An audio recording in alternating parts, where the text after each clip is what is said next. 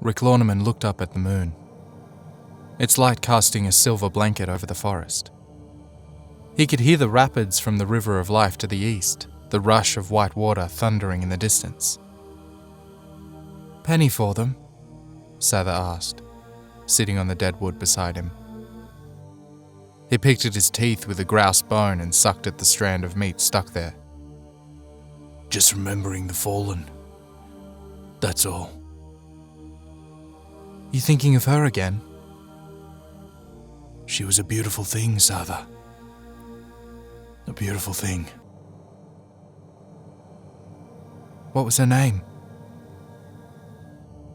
Alatariel Castrel, sea captain of the Jewel of Liberia. He turned and smiled. "I've never met a woman like her, and boy, could she fight. Her rapier was like Death's finger, a doomsayer of the seas." Sather passed him a mug of brew. "We always said you should settle, find yourself a wife.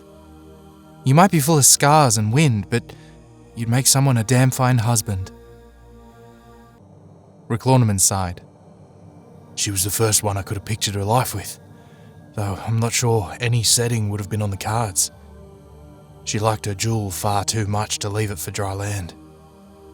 "There'll be others." Sather sipped from her own mug. He placed his hand on her shoulder and turned. "I'm sorry about Bryla. I know you loved her." "She was a hell of a woman." Sather's voice wavered. "Ain't that the truth?" Rick Lorneman replied. "There's no doubt we'd have lost more if she hadn't stayed behind and held the cabin on the Vicious Moor. She saved lives that day, and I'll never forget it." "Seems like we're both brooding over better days." Sather wiped a lone tear from her cheek. Rick Lorneman squeezed her shoulder. "Seems that way. Memories grow fonder with age though, so it ain't all bad." Sather nodded, looking up at the night sky. "May their spirits fly like the wind for the rest of time." They sat together in silence until the peace was eventually broken by heavy footsteps. "You need to see this," came Skagran's grim voice.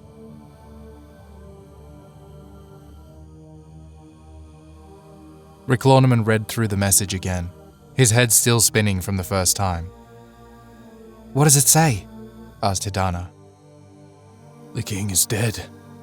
Liberia has fallen." Rick Lorneman heard the words coming out of his mouth, but he still couldn't believe them. "How in Kron's name did that happen? We stopped the fleet leaving Pretoria," Hidana pressed. Rick Lorneman shrugged. "I don't know. It just says Silas destroyed it all." Hidana grabbed her bow and stood. "Then let me put an arrow through the heart of this Silas. Let him know pain for what he's done." "Easy, girl." Skagran's voice sounded steady. "Let the captain think for a moment." Reading it a third time didn't make it any easier. Rick Lorneman wondered briefly at the danger the messenger must have put themselves in to send the missive. The carrier bird cooed gently on the branch behind him. King Wilhelm, dead. Rick Lorneman wanted to mount up and fly right back to Liberia and find this Silas, hunt him down and make him pay, but that was just his anger talking. What they needed was a plan, and he was too damn tired to come up with one now. He screwed up the parchment in his clenched fist, and all eyes turned to him. "Get some sleep. In the morning, we move." "Where to?" Redis asked. "I don't know yet," Rick Lorneman said as he walked off into the night.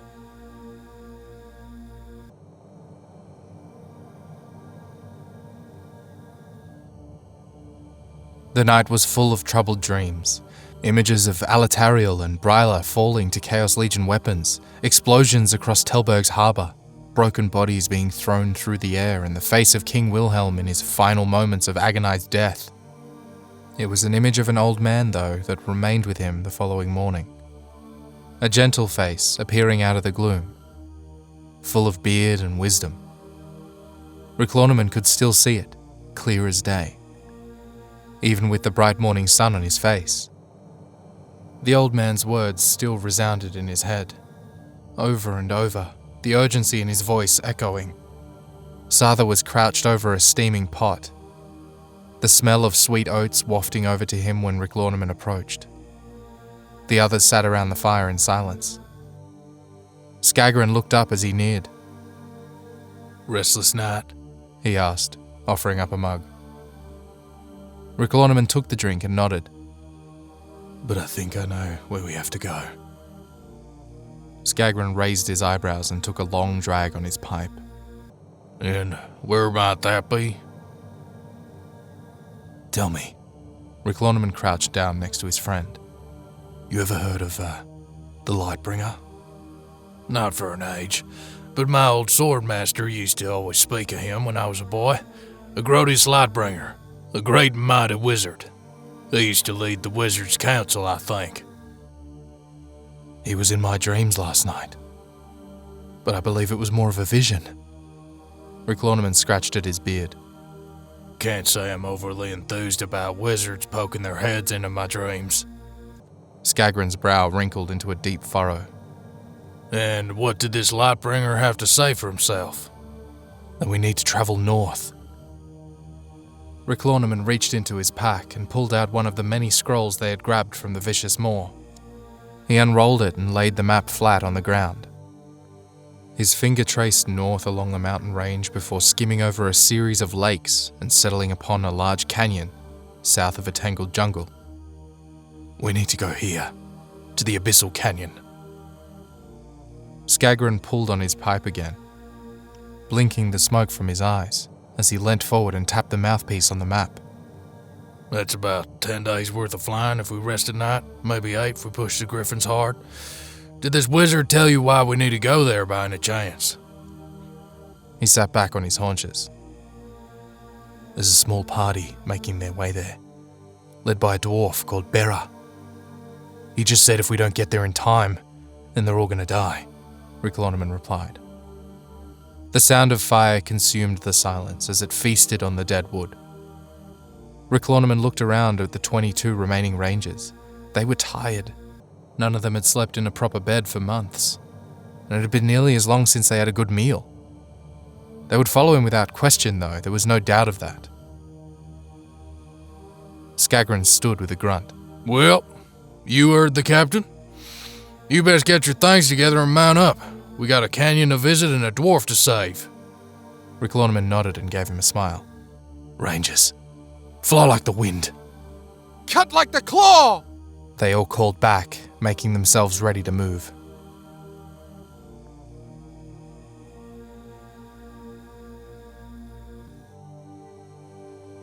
Their journey was mostly uneventful apart from the 6th day. It happened at mid-morning when the sun had nearly reached its zenith. They were passing over the ice mask, a great lake with shimmering water, when the cries of a dragon could be heard. Redis spotted it at first, approaching from the Feral Mountains to the northeast, and called out a warning to Rick Lorneman.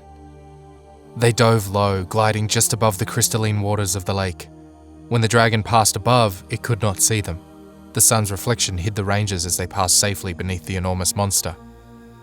By the time its shrieks of frustration reached them, the rangers were safely away and pushing their griffins hard. As the evening of the 8th day cast its shadow across the land, the canyon came into view. It was a vast scar on the landscape. The darkness within consumed any remnants of sunlight that still scattered over the rocks and the trees nearby, reaching up and dragging it down into the black hole. Rick Lorneman signaled to his sections, pointing to a tall outcrop of rocky hills nearby, a stone's throw from the entrance to the canyon. Countless campfires were dotted about, orange glows casting creeping shadows up the flat rock faces and through the nearby tree line. It was obvious that whoever had set up camp there shared no concerns over being seen. A typical arrogance, shown by most victorious armies who think they've already fought their toughest battles. With a series of sharp hand signals, the rangers broke down into battle-ready formations. each section drifting apart and moving to different heights and angles. As they neared, Rick Lorneman could make out the familiar Chaos Legion armor and monsters huddled around their fires. He felt the anger grow inside of him, a pure ball of white-hot energy that raged and spat with a need for vengeance. The faces of his king and Alatariel flitted through his mind, only serving to make the anger burn even brighter. He would make them pay. Every last one of them. Drawing an arrow, he notched it to his bow and hunted for a target. A loud screech from above snapped his attention away as a bat-like creature swept over them. Its wings were dark purple, and green light seemed to seep from its eyes. Long talons flexed as it moved into position to dive on Redis's section. Rick Lorneman raised his bow and fired. The arrow flew true, but at the last minute it seemed to change direction with a subtle twist, just missing the body of the creature. More of his team fired, but the same thing happened. Rick Lorneman didn't try again. He had seen these creatures before, when the invasion first came. Arrows would be useless against them. Digging his heels into Pallas's side, he urged the griffin on towards this new threat. Pallas sensed the urgency and beat his wings, quickly gaining on the monster. When they met, there was a brief tussle in the air, but this newcomer was no match for the armored body of the griffin. Pallas tore it from the sky, ripping flesh apart with beak and claw, before discarding the lifeless form and leaving it to spiral to the ground. But now, there was shouting and screaming coming from the ground as rangers sent death raining onto the gathering of Chaos troops. Soldiers were running, searching for cover, while their leaders desperately tried to command some semblance of order, but only succeeded in making themselves the next target of a deadly arrow. Rick Lorneman spotted a small detachment of portal spinners, readying themselves for a counterattack. "Skagran!" he shouted, pointing. "Don't let them open any portals!" Skagran nodded and directed his section into a steep dive. The group of portal spinners saw them coming at the last moment and shifted, trying to turn their attacks upon this new threat. But they were too late. The griffins fell amongst them, biting and tearing limbs from their bodies. Rick Lorneman spotted one small portal open nearby, but the large rock that fell through completely missed him, falling instead upon soldiers making their last stand against Hidana's squad, crushing them completely. Turning in his saddle, Rick Lorneman noticed a man edging along the rock face, hugging the shadows and gripping a satchel, directing Pallas down. He was determined to cut the man off and prevent any escape into the woods. He hadn't necessarily intended for his mount to land on top of the fellow and rip his head from his shoulders, but then, you cannot always guess what is going through the mind of a griffin. Nevertheless, the soldier did not manage to escape, and Rick Lorneman had his bag, so he could not really complain. As Rick Lorneman delved inside the satchel, most of the fighting had petered out to just a few stragglers being rounded up. Nearly all of the griffins had landed, and his squads were out on foot taking control. He gripped a cylindrical case and pulled it free, moving closer to the firelight. Removing the wax seal on top, he let the scroll slide out into his hand and tossed the container aside, unraveling the parchment. He started to read, and the detail within caught the breath in his throat. It stated how these soldiers were sent here to kill the same Bera Rick Lorneman was sent here to save. Bera and her contingent were coming to the canyon to open a portal to call forth a band named the Rift Watchers, warriors that might turn the tide of chaos. "There's movement in the woods," Satha hissed beside him, holding her bow at the ready and signaling to others nearby. "Another patrol, perhaps?" More rangers moved into shelter behind the large boulders, their bows covering the tree line while they waited for orders. "Easy." Rick Lorneman held up his hand. "Let's see who they are before we put holes in them." Whoever it was, it sounded like they were running and crashing through the undergrowth, making enough noise to wake the dead. It certainly wasn't anyone trying to sneak up on them. Moments later, a short figure burst through the bracken, quickly followed by others. They stopped on seeing the slaughter before them, holding weapons halfway to ready, unsure who the rangers were. "You must be Bera." Rick Lorneman stared at the ragtag band standing before him. He had never seen such a group of misfits before. "Who's asking?" The dwarf breathed heavily as an elf lay his hand gently on her shoulder. "My name is Captain Rick Lorneman Adraneth. leader of the Liverian Rangers. We've just saved your life. You're about to walk into an ambush." Bera looked around. "We heard the commotion and we're looking to help. Though I can't say I've seen many ambushes where they light enough fires for all to see for miles around." Rick Lonerman chuckled at that. This dwarf had some spark about him. "That's a fair point. But then, fires or not, I think the numbers might have overwhelmed you." An old man stepped forward to join the two, an orange flame flickering across his skin. "I have heard of you, Captain. It seems the fates have saved us from a most unfortunate end to this day." Nodding his agreement at the Ifrit, Rick Lonerman moved to join them, Satha and Skagran at his side. "If you are Bera, then I have something here you might want to see." "And what might that be?" she replied, her voice still holding an edge of caution. Rick Lonerman handed her the parchment. "It seems that Queen Mycelia herself has shown a personal interest in you. She sent this company of troops here to stop you getting into that canyon." Rick Lonerman waited as she scanned the parchment, the others with her crowding around to get their own view of it. When finished, she looked up and their eyes met. "So, is it true?" he asked. "Is what true?" Bera answered, her eyes narrowing. "Can you really summon these Rift Watchers, whoever they are? And can they really save our world?" Rick Lonerman stared hard at her. "So I've been told." Bera cast a glance over at the old man. Rick Lonerman shouldered his bow and pulled a long pipe from his pocket. "Well then, let's get on with it, shall we?"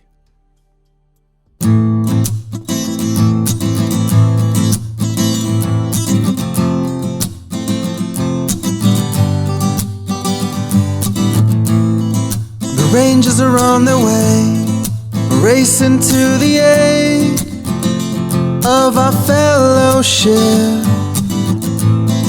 The Griffins ride high, they only take a dive when they hear a roar in the distance. So fly low, fly low. Chaos dragons rule these skies. Yeah, fly low.